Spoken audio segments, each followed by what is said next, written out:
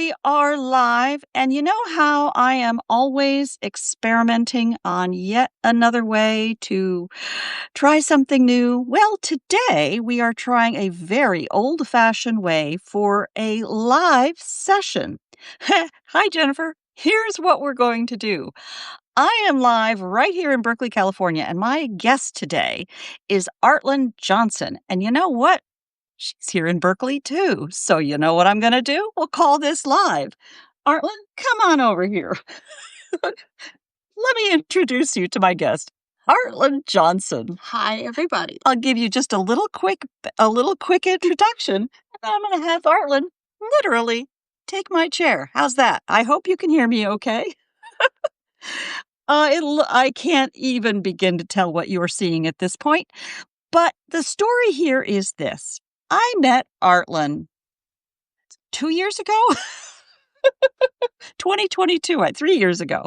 2022. It was, an interesting year, and there's my cat. And, Artlyn was part of a storytelling program, that we both went through together, and as I thought about the context of all about that place, her name came to mind as she had been telling me the story of her grandmother's garden. So that's why I invited her last year to tell us about that story. And now I have her back to tell us some more about that story. So this is sort of a 2-in-1, no second guess, but she's right here. Solution to Substack Live. Before I cut to that, Jennifer, can you confirm for me that you can hear me okay? Any issues at all? Because we can't pop in and out headsets to get this to work.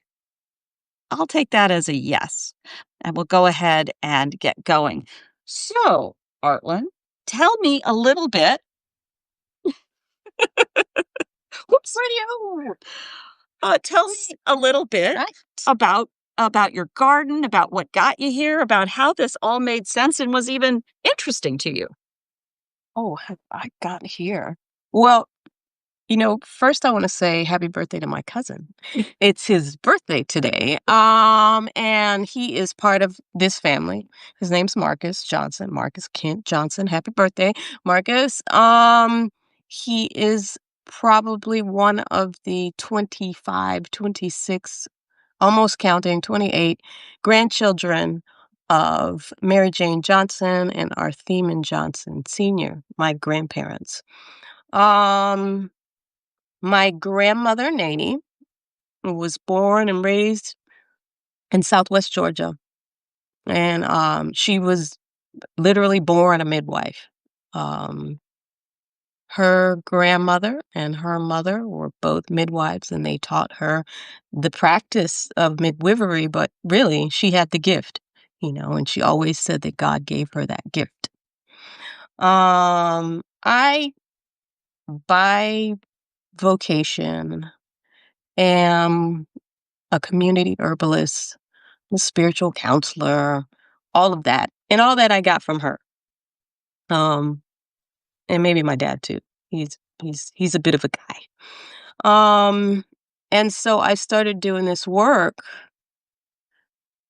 with plants, working with nature, working with just the land.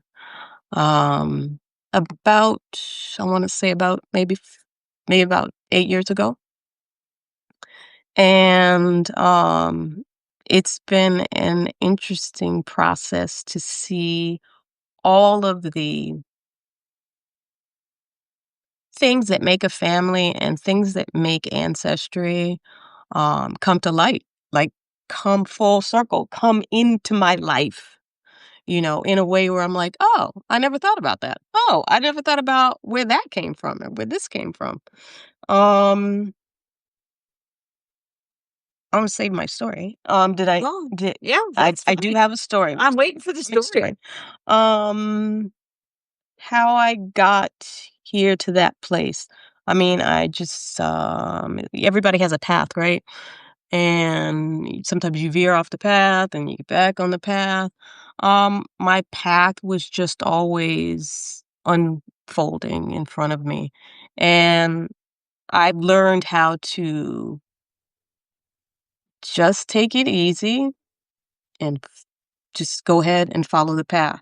Doesn't matter what you think is going to happen. It doesn't matter all of the obstacles in the way of where you see yourself. Just stay on the path. And so I try and keep that, going in my everyday because things totally do get hectic. And you just, there's just something about knowing the people's path who came before me, and that really helps put everything into perspective, because maybe they didn't know. So you've been describing this in terms of a virtual place, a metaphysical place. Yes. And yet our conversation started with a very, very physical place Mhm. where your grandmother, who was a midwife, the granddaughter of a midwife, the daughter of a midwife, this passed down traditions with a place where the land itself and the herbs Mhm. were key to the very human Right. stages. That's not a disease. It's not an ailment. It is just a human struggle to give birth. Tell us a Mhm. little bit about that place, how that connects in with this metaphysical place. Not to make a leading question. Well, what is interesting about especially plant medicine, and I tell this to people, and I know they probably talk about this now as like a new science kind of thing. And that is that the plants that habitate and live in the environs that a person, a being, an animal, mineral, vegetable grow up in, those are the best medicines for that soul because they're connected. Um, and because people tend to forget our plant relatives because they actually are our plant relatives. We are actually connected to them. I know everybody knows about the mycelium, connection, and that that's a very interesting and large story to talk about when it comes to how we feed into the plant kingdom and how the kingdom feeds back into us. But so like for instance, if you grow up somewhere, like I grew up in a place where our the the plants grow freely. I grew up in South Florida. So like everything grows. You throw something down and leave it for long enough, it's going to grow into something. Um Miami will always and forever be a swamp. Because that's what it's always been. The plants and the fruits and everything that grows there is supreme medicine for me because I grew up there. And so my body knows what this medicine is, and the medicine knows who I am. Then that's a big deal. Like the medicine will know who you are. Um, so I'm always excited to show people um, the plants and the herbs that I grew up with and share with them. For instance, rabbit tobacco is something that all over the South people can agree on. That's what we pick in the wintertime for all of for all of it. Any kind of cold, congestion, um, uh, pneumonia, anything it's got to do with your lung capacity, it's gonna free that up. There's another name for rabbit tobacco. Rabbit tobacco is also called life everlasting. And I tend to to, think it's like to got an eucalyptus kind of thing, um so or maybe I was always just wrong about what it was. um rabbit tobacco and life everlasting have a cousin out here in California called California cudweed, and they're the same, they're cousins. Um The thing about life everlasting, aka rabbit tobacco, is that its properties are heightened in the wintertime because it has taken all of that energy through the spring all the way into the winter.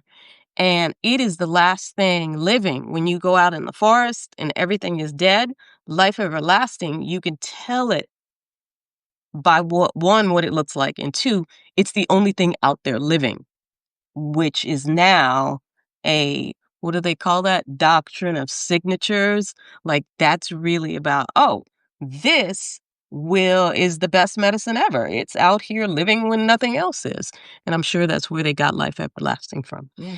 Um, and all the Southern kids, when they're growing up, they used to smoke it, Eh. you know? But it's actually a real time, that's a real time remedy for people who have asthma. Yeah. And that's why they would smoke it. People have asthma, you want to clear Yeah. your airway. And so the grandmas and the grandpas would subscribe or tell people to smoke the rabbit tobacco. Now, to the extent that we have an audience that Yes. covers gardeners, but also some who just aren't there as far as gardening is concerned yet, Mhm. but they're getting place and they're getting ancestry, and it extends from really the continent of Europe through Asia Pacific, and even Hong Kong from time to time. And this range of worlds, we've discovered how so many of us were all colonists Mm, of that other place, and where so many of these things carry forward. To the extent that you've looked at this as it goes down and grows roots and mhm, that connection into family, are there some observations that you've seen in that, especially, and we talked about this privately, mhm, with the many cultures that uh, have traversed the grounds that your family has lived on mm, in Florida? mhm, mhm. We have, there's something, I'm gonna say something about plants that people don't, always, talk about, and that is that plants really do have a vibration that they actually emanate, and if you stay still long enough, you can hear it. So you can hear them actually talk to you. They're gonna say, "Hey, no, pick me," or "Hey, wait. Are you sure? Is this what you wanna do?" You know? Or they say other things like, "Take me home, help me," what have you. Um, and that is something that happens wherever you go, wherever you are, whoever you are. The environment picks you sometimes. The environment picks you. You don't, it's not, I have a very close, mangled relationship with Oceania and Hawaii. And Hawaii has always, Tahiti has, and Aotearoa have chosen me. When I go there, they say, "Hey, you know, let me show you this." Or, "I bet you didn't know that."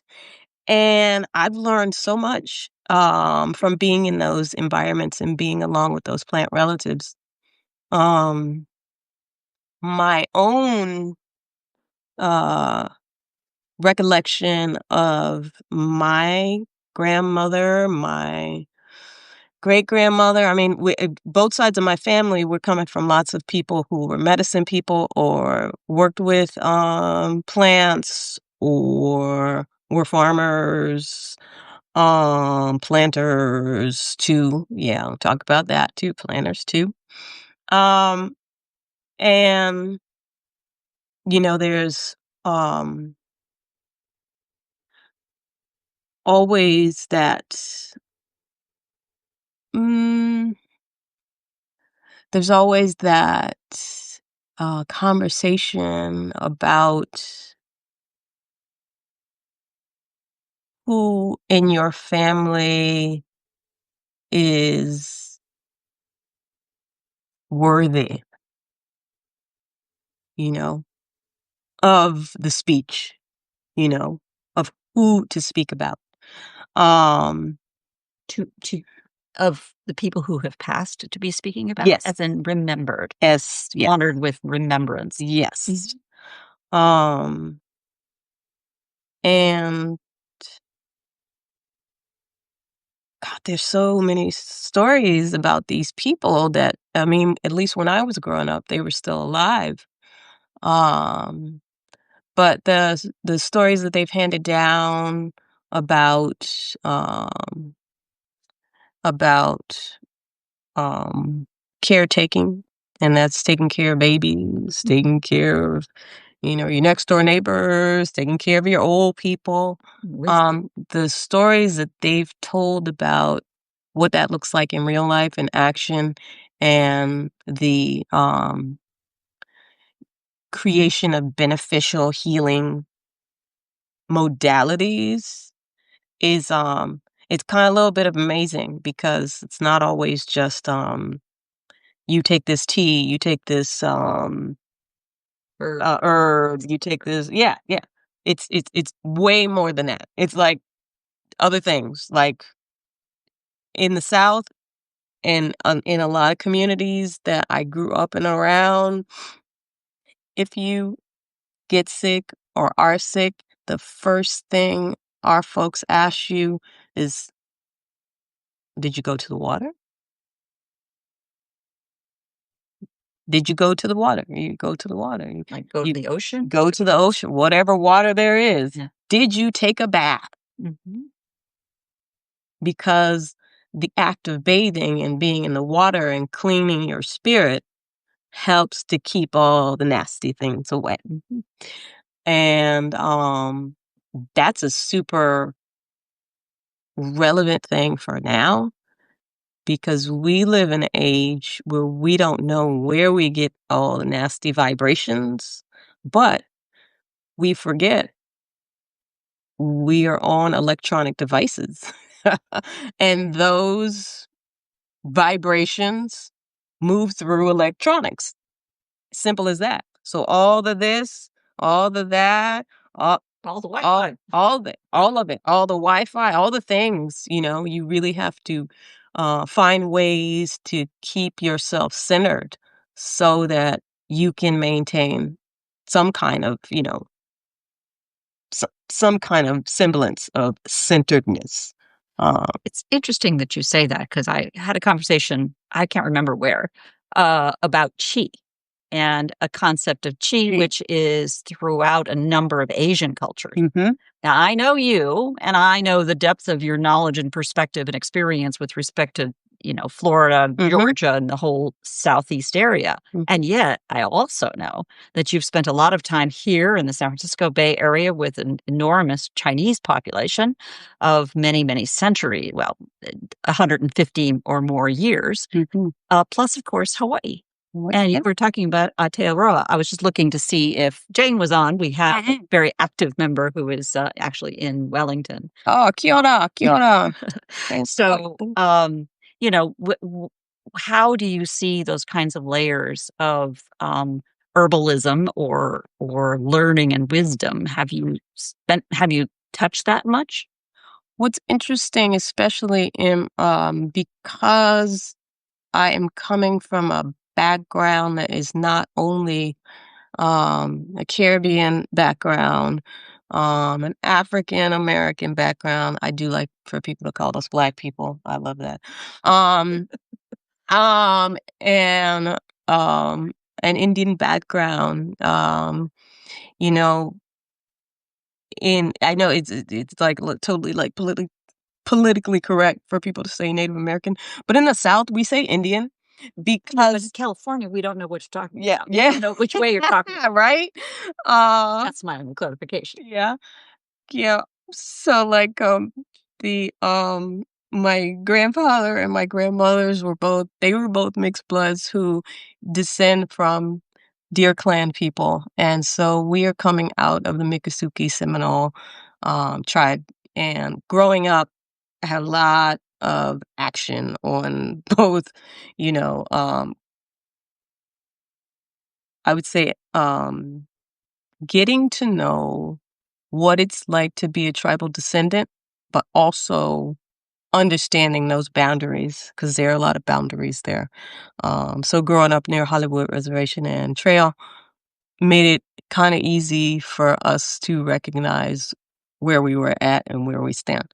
With that being said, so we've got medicine coming from that area and always crossing boundaries and borders. What maybe people don't realize is that south, everything south of Bolivia, Bolivia all the way up,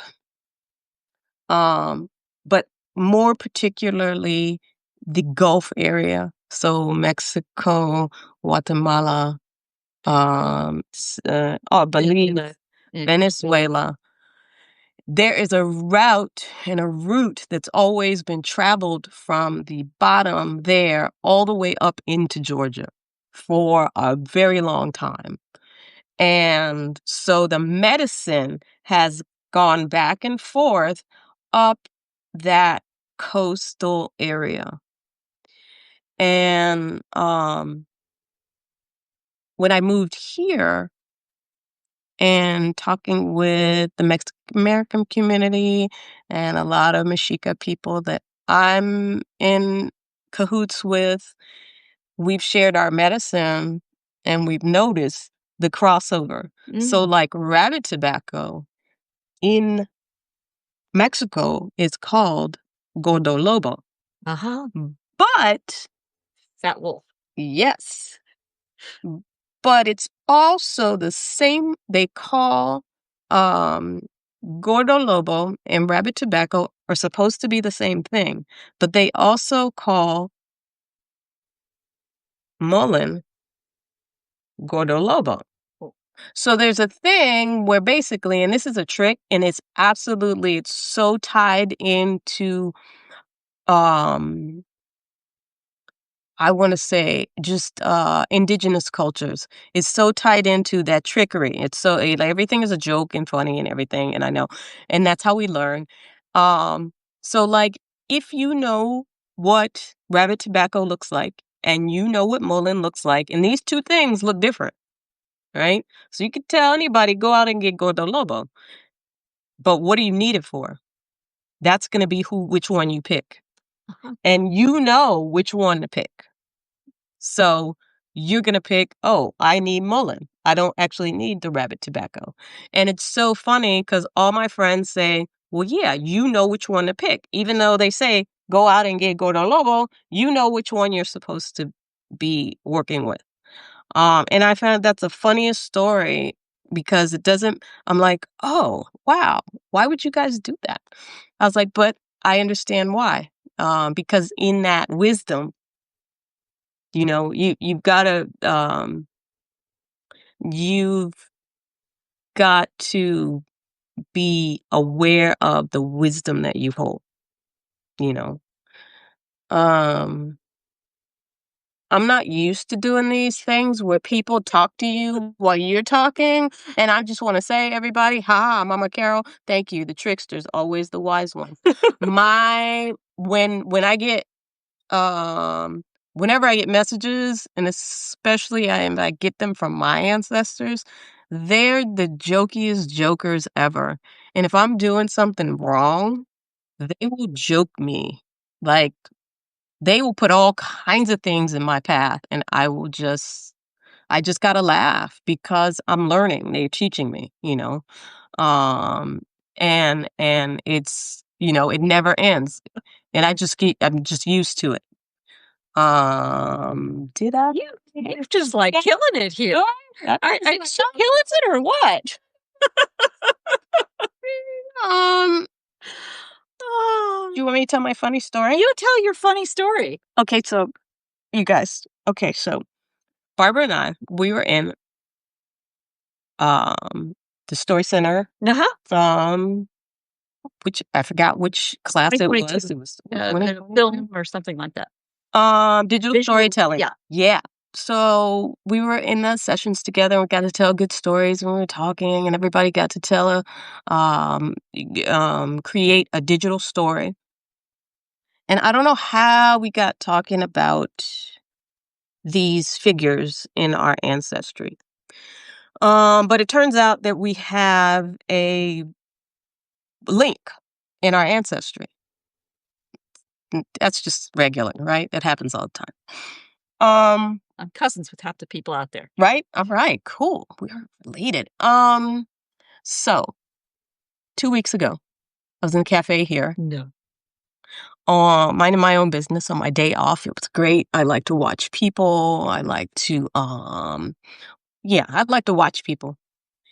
And I was about to leave, and some youngsters, way younger than me, I'm talking about people probably in their 30s, um, came and sat down. They were talking at the table in front of me.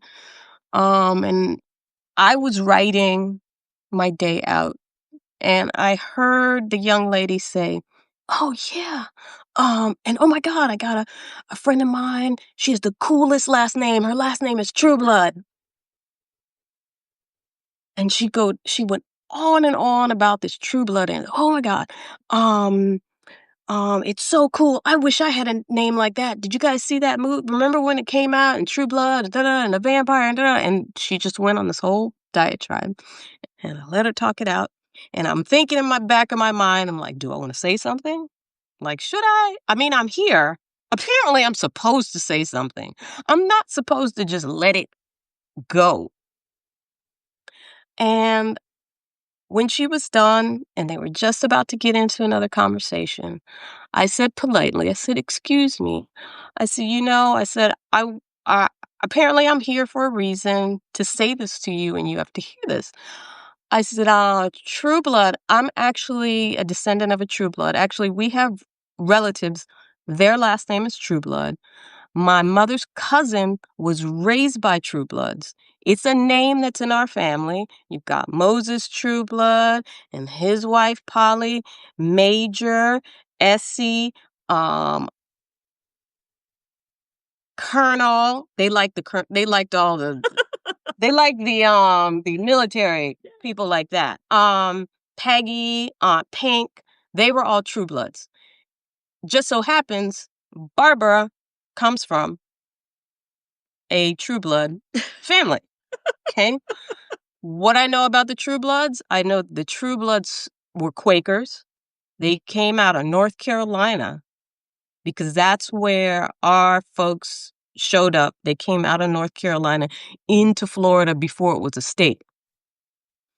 Um, and so we've got this name, and it's kind of funny that, of course, yeah, when True Blood came out, I was all on it. I was ready. I was ready for it. I was like, yeah, let's do it. I like vampires. I like horror stuff. And you got my ancestral last name. Yes, I want to do that. And then I told her, I said, yeah, and there was a guy that used to work on that True Blood series. His last name was True Blood. We tried to track him down. And turns out he lives in Georgia, North Georgia, somewhere. Mm-hmm. And so, like, that's crazy, right? That this name is now connected to so many people. It connected us. Now this young woman who didn't know anything about the name, and I did tell her, I said, well, I was like, if your friend lives in California and she lives in Petaluma and her descendant is a True Blood, he's probably buried over here in where was that I told you that I saw? The Quaker the grave site. Remember I sent it to you last year? North. Up in other side of the bridge. No, it's right there on the other side, like past like Cola? no, on this side. East Gate.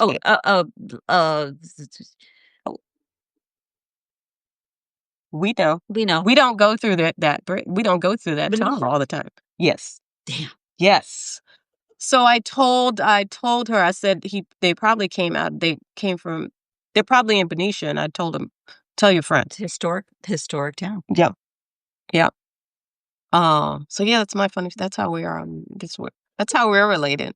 Um, Now, one thing is that we have these series, we try to run them to a tight 30 minutes. okay, did So I go over? no, not Not you yet? you Not yet. are perfect, you are perfect. I think our audience, you see, those little hearts come by, they tell us what they think because that's just how the feedback works. Okay, I like I knew you all would enjoy this conversation and would appreciate the subtle connection of place and this human soul, and then everything we eat and are connected to, and apparently how we are connected. Go yeah, figure. yeah, yeah. Awesome. Let me just wrap this up. Alright, I'll get out of the And, seat. let me get into my command center. See, not just anybody gets to see my secret lair. Thank you all so much. I do have one more in our series tomorrow, and I think you all know how to find these. As you know, I'm going to go ahead and button this up, and it'll go out as a recording pretty quickly to all of you just as soon as I see it. I then work madly in the background to update it with links that we can think of, and we were all over the place. So we're going to have some to put in there just because I want to remember things. And I want to thank all of you so much for taking the time to join me today. I never know which way these things are going to go. It's always a fun thrill. Tomorrow, we will be wrapping up the All About That Place series with another very special guest. This is Jude Rhodes, who many of you know from engagements here on Substack and Project Kin. You may also know her from her representation of the British Association of Local History, which she's representing for the purposes of All About That Place. She's an expert on Yorkshire. But most of all, she has a deep, deep understanding of the Yorkshire as a place and its connections with a English diaspora all over the world. So that should be a fun way to wrap up the series. Again, thank you all so much, and we'll be talking again very soon. Okay, bye-bye for now. Thank you.